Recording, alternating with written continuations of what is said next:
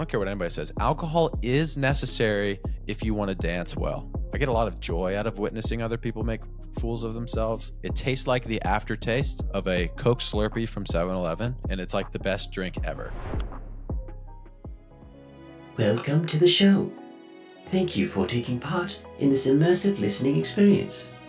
A meaningful existence is a moving target that, no matter how close, will always be out of reach. We hope this message finds you with an outstretched hand. As we attempt to uncover complex truths, remember, life's toughest questions can be answered if we all just focus on one thing: being good people. Hello, everybody. Welcome to Good People, episode 39. Today, I recorded a solo Q&A episode about my 2023 goal of not drinking any alcohol. I haven't consumed any alcohol in the past 365 days, and I am here to tell you about it. This is going to be formatted like my other Q&A episodes where I ask questions on my Instagram story. So to participate in the next one, if you don't already, make sure you follow me on Instagram at Coach Joel Sherman, and the link is also in the show notes below. Something very exciting on all of these solo episodes.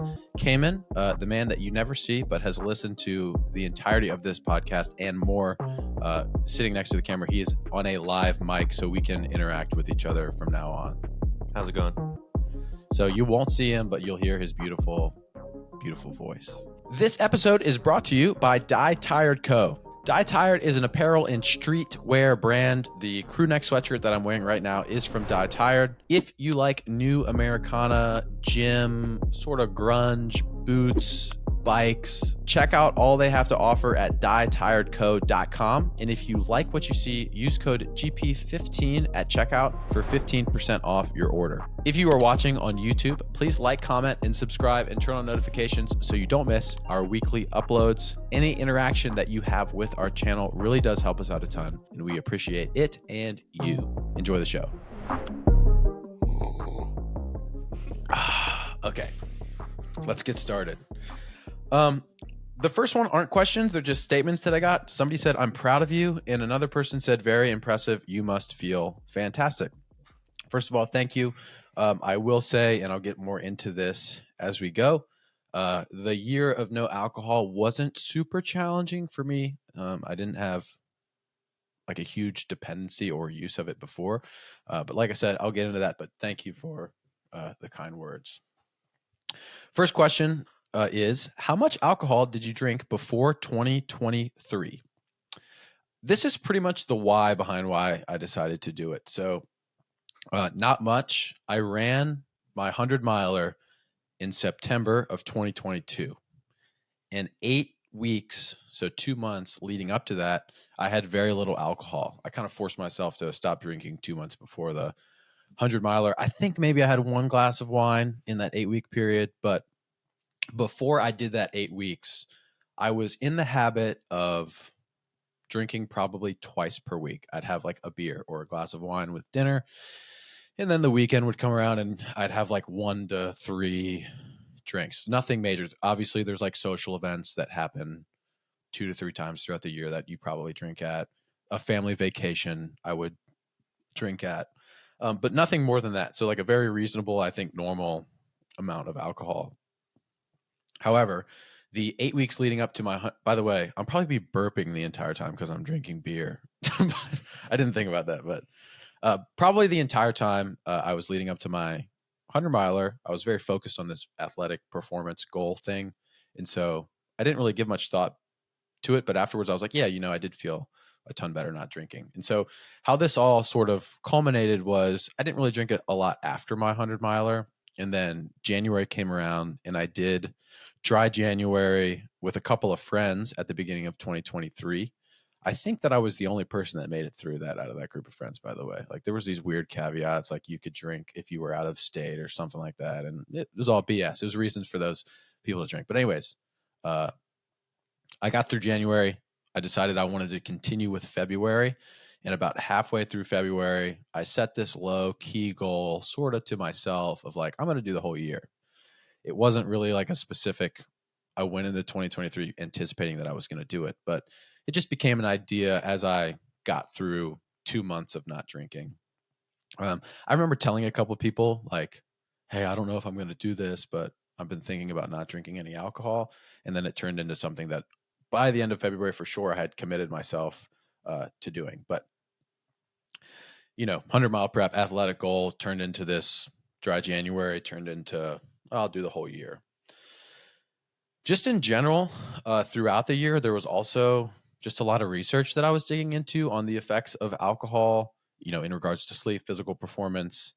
I actually recently saw there was a study on there are certain levels of glyph- glyphosate, which is a herbicide in most alcohols, and that leads to like gut issues, immune health issues, and take that how you want. I can't remember the study or the validity of it, but uh, and obviously those gut and health related issues are probably also associated with poor sleep quality, worse health conditions.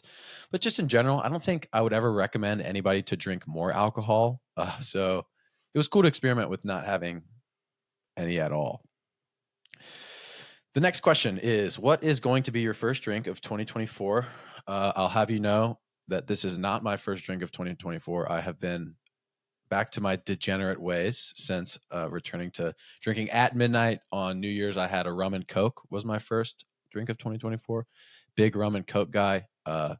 If anybody's listening hasn't tried it, go buy coconut rum, doesn't matter what kind, and mix it with Coke. It tastes like the aftertaste of a Coke Slurpee from 7-Eleven, and it's like the best drink ever. Came in sitting there like, I've never had one of those, I don't think. sounds awesome though, right? It does sound good. Next time we do a podcast, maybe we'll have coconut rum and Coke, and we'll sample it out. But if you haven't tried it, it's the best. You heard it here first from me. Coconut rum and Coke is phenomenal. And if you have a lime, put a lime in it. It's good too. But then actually after that rum and Coke, I had a PBR with a lime, and then I went to sleep.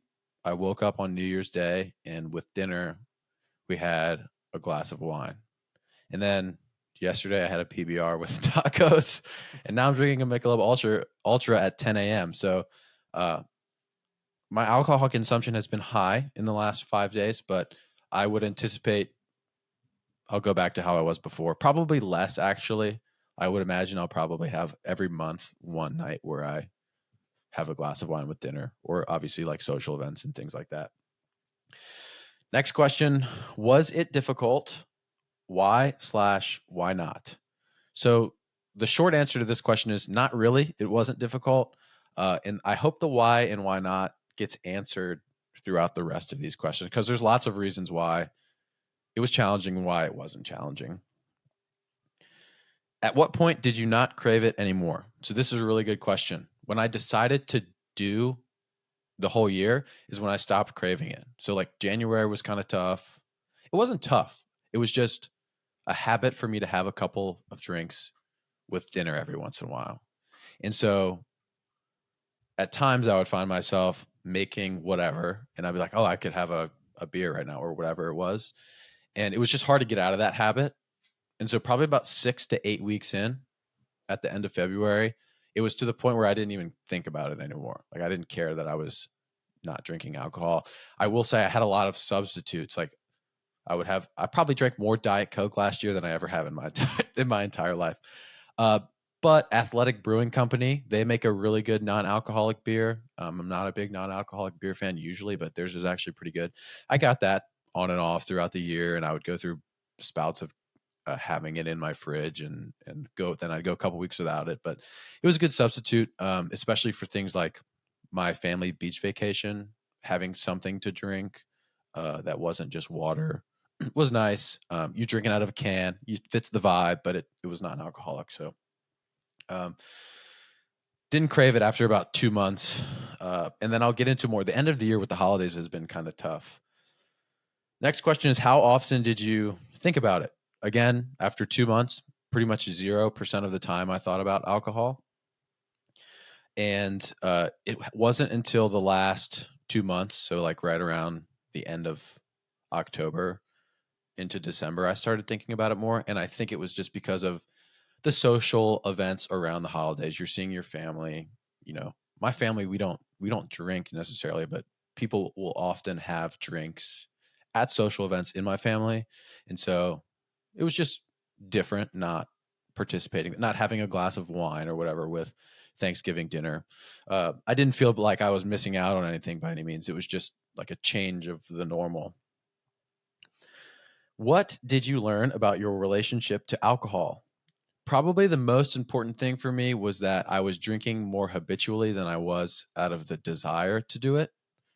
You know, every couple weeks I'd have a drink with dinner, and when I all of a sudden told myself that I couldn't have it anymore, it was not necessarily alarming, but it was one of the positives of it. Like, oh, I don't even necessarily want to have a drink. I'm just doing it because I've always done this. And so it sort of gave back the choice of when I'm going to drink alcohol.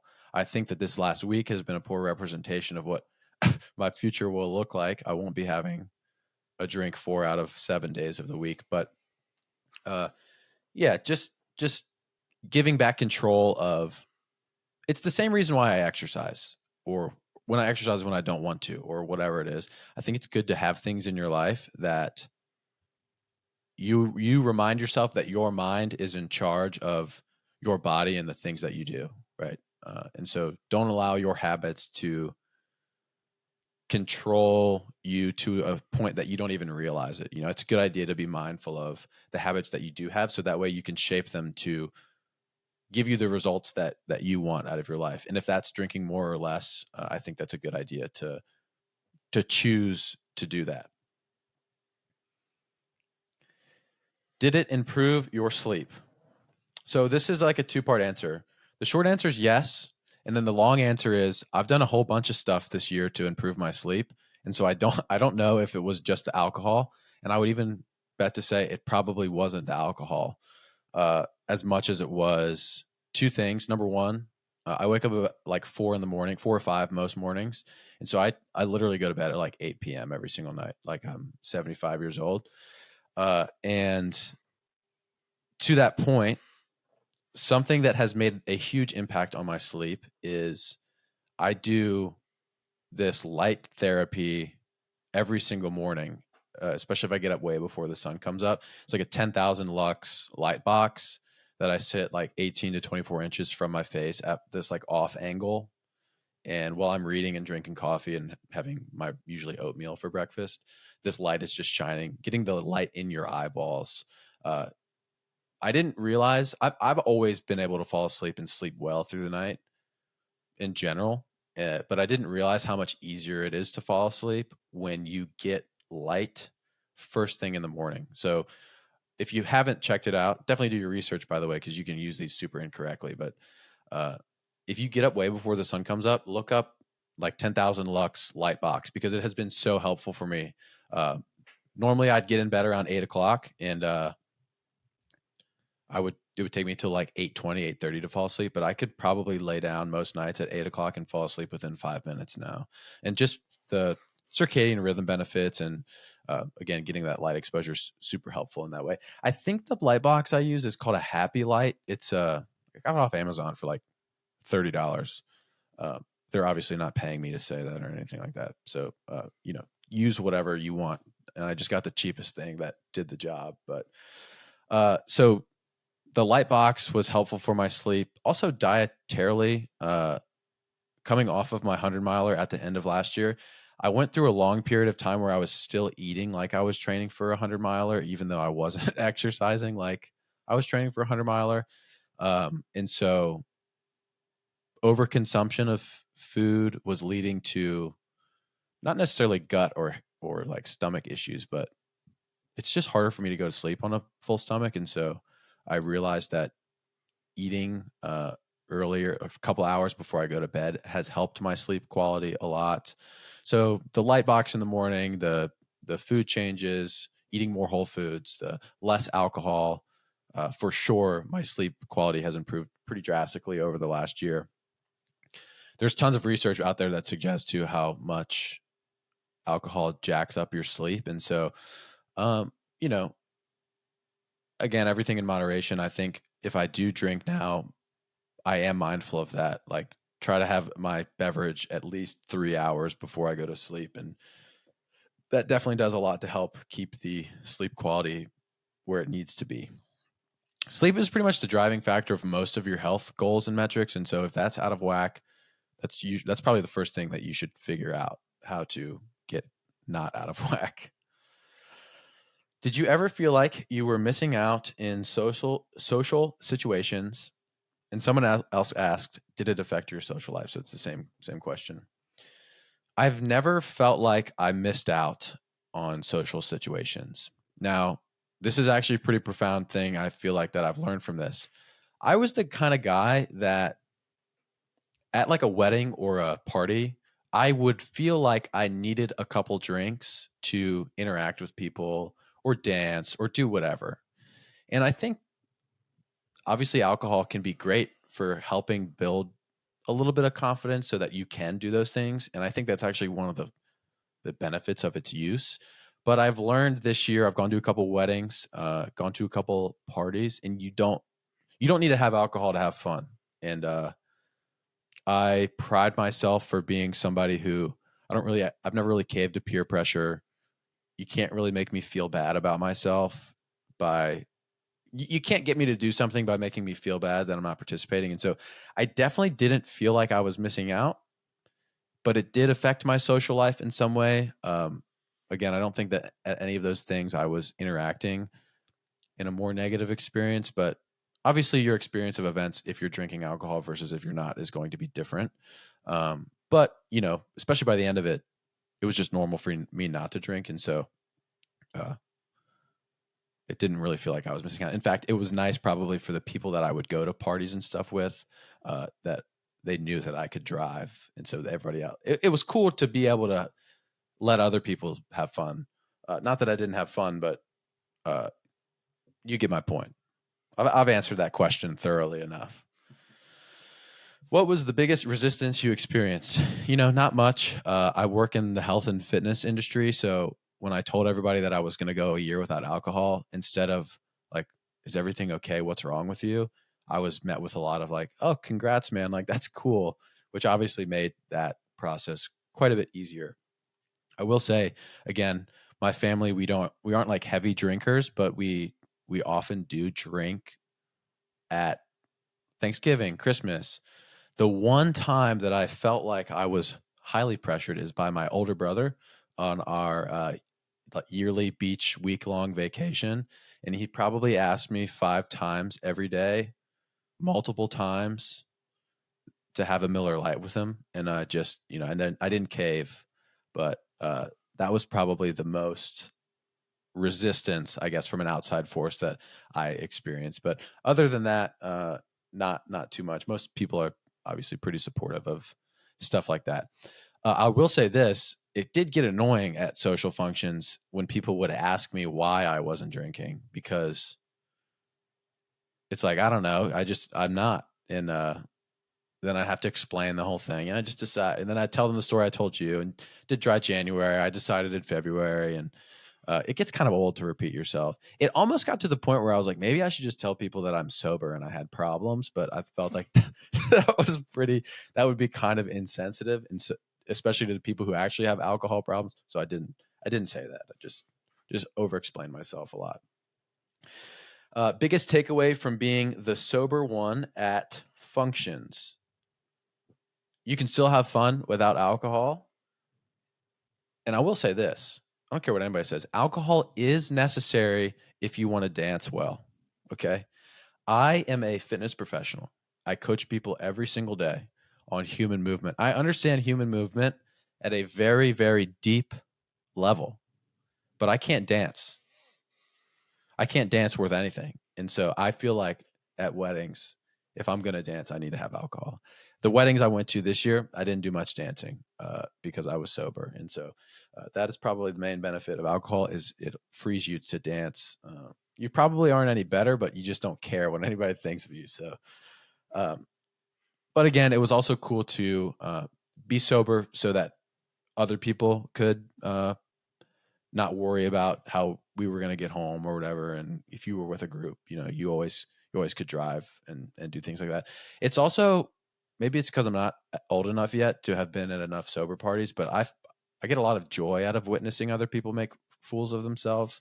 And so being at a party and being sober and, watching people do crazy shit that we tell stories about years and years later is very hilarious. And, not drinking, I'm not the one that they're telling stories about. I was the one that got to witness it. What, if any, physical changes did you notice? Uh, I don't know, not much. I eat well, I sleep well, I exercise most days. I probably gained the physical changes more so from that than the fact that I was drinking alcohol. The way that I was consuming it before was not negatively influencing my body composition by any means. Um, we'll see how I guess this year goes, but obviously with the addition of it every couple of weeks, a couple drinks, I would imagine it's probably going to stay relatively close to the same. I will say, as a fitness professional, I talk to people a lot where they come in with like, if anybody has a weight loss goal or a fat loss goal specifically, and you look at your diet and you drink 6 beers 4 days out of the week, that's probably a great way to improve your body composition right off the bat. But as is the case with everything, everybody has a unique experience, and your individual needs will vary based off of what your life currently looks like. And so, to anybody, I would say listening or in general that is maybe thinking about reducing alcohol as a means of body composition, the most important part is not drinking less. It's comparative to what you are currently doing. So again, if you're drinking a ton, yeah, it probably will help move the needle. But if you don't drink too much, there's probably other areas where you could make up more ground than just not drinking alcohol. Not to say again that I would recommend you consume more alcohol. I think it's awesome if you want to drink less and definitely pursue it and try it out. But uh, look at where you're currently at and make the adjustments from there. Did you notice any mental/emotional changes during this journey? This is another one that's hard because yes, I did. I'm probably in like the best, I think, mental emotional place I've ever been in my life. Not necessarily because I'm like the happiest, but I just feel like I'm the most clear and honestly clear in the way of like realizing that hardship and struggle is kind of part of it. And so I don't know, just understanding that helps you manage it. But I don't know if that's because I wasn't drinking. I don't think it was.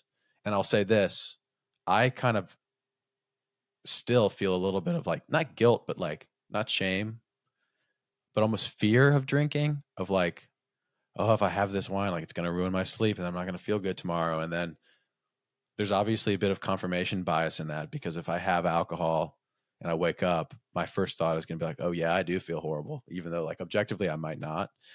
And so I think there'll probably be the next 6 months that getting accustomed to consuming alcohol in a positive way.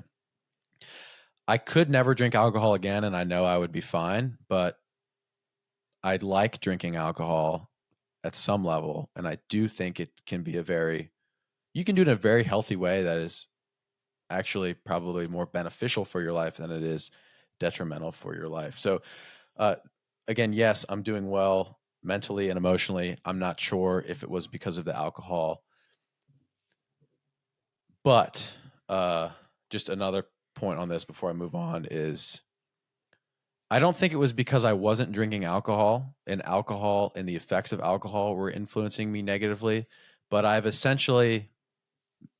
just went through this period of self mastery where I was intentionally abstaining from doing something that is super easy to do. It's super fun and nice to do every once in a while. And for sure, there was days where I was like, man, I just wish I could have a drink right now. And I did not. And so I would bet that the mental and emotional benefits of not drinking have more to do with the self mastery and the decision making and the power of your mind than they do the actual chemical effects of consuming the alcohol itself. What was the hardest part? Probably the last 2 months of the holidays. Again, just lots of celebration, lots of seeing people wanting to engage in a drink. From February until October, I didn't think about it pretty much at all. And then from November to January, probably 3 days a week, I was like, I could just have a beer. Who cares? Knowing I was going to record this podcast episode was motivation for me to keep going. Uh, but we've got 2 questions left here. Are you planning to continue? No, clearly not. I'm dedicating 2024 to drinking every night, and I'm going to see how it goes. No, I'm just kidding. I'm going to introduce it back in a healthy way. I'll probably drink less than I did in 2022, which again was like 1 drink during the week, 1 to 3 drinks on the weekend. I would guess that my rate will be like every 3 to 6 weeks, I will have 1 to 3 glasses of wine, beer, whatever. The coconut rum and Coke will be making an appearance because it is a fantastic drink. How will this affect this coming year? Again, this is a very similar question, but just to add another layer to it, I think the most important part is kind of that mental, emotional stuff that I was talking about earlier. What I've really realized is that I think it's good to just give yourself these little mini challenges every once in a while. And maybe it's, I'm not going to drink alcohol for a month, or I'm not going to consume any caffeine for 2 weeks, or I'm going to do 100 push-ups a day for 3 weeks. But just setting these like weird micro, almost seemingly random goals that require you to have discipline and do something that you probably don't want to do is a great way to challenge yourself and improve your wellness in some capacity. I can't remember who I saw this from, but I think most human beings we're better at sprinting than we are running long distance. And everybody always says like your health, your fitness, everything is an investment, don't think in years, think in decades, which is all true. But it is so hard to if you're 200 pounds overweight, it's very difficult to say, I want to lose these 200 pounds in 15 years because that person is thinking I'm going to have to live like this for 15 years, right? And that's not necessarily true. Uh, Obviously, over the course of those 15 years, you want to be moving in the right direction and improving your health and fitness at a very slow and steady rate. But I think that's done through these like little mini sprints of like, I'm going to be really disciplined with my diet for the next 3 months and then getting to this super low body fat that you can't maintain and then normalizing and building a healthier relationship with food because of it. And then now you're sitting at a healthy body fat percentage and your normal is this very appropriate consumption of food and exercise, right? And so, if anybody's stuck or feels like they're plateaued with health and fitness, creativity, work, set a very short-term sprint style goal over like 2 to 6 weeks and just do it and commit yourself to it and see what happens by the end of it. It's likely that at least at some level you'll learn something pretty significantly along the way. So I anticipate this year continuing to do something like that, whether it's push-ups and pull-ups or no alcohol or no coffee, or I'm going to do a journal entry every day for 3 weeks, or I'm going to draw a picture every day for 2 weeks.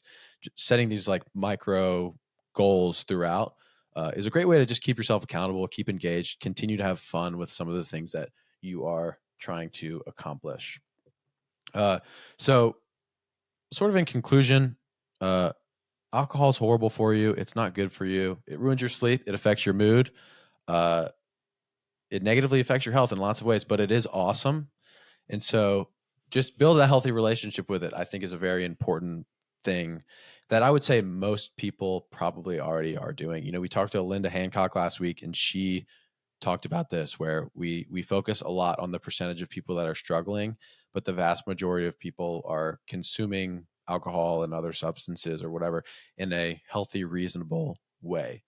And so whether it's to get you to dance at a wedding or to enjoy your pizza with a glass of wine, I think it's a very healthy thing to consume, right?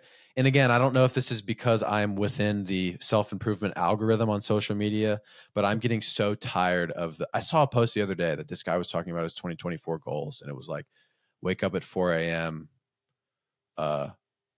regimented exercise program, 2-hour workouts a day, counting my macros. I can't look at anybody of the opposite sex unless they're my significant other. Crazy, like very disciplined, regimented stuff that it's just too much. If you overcorrect it's just as bad as being on the other end of the extreme. Like the super regimented, disciplined person who has zero fun is the same as the person who indulges and is gluttonous with their diet and food. And so this is very obvious to say, but moderation only exists because the two extremes exist, right? And so at some level where all of us are fluctuating on this spectrum of discipline to completely wild and carefree, and it's just regulating where you are on that spectrum based off of your previous experience.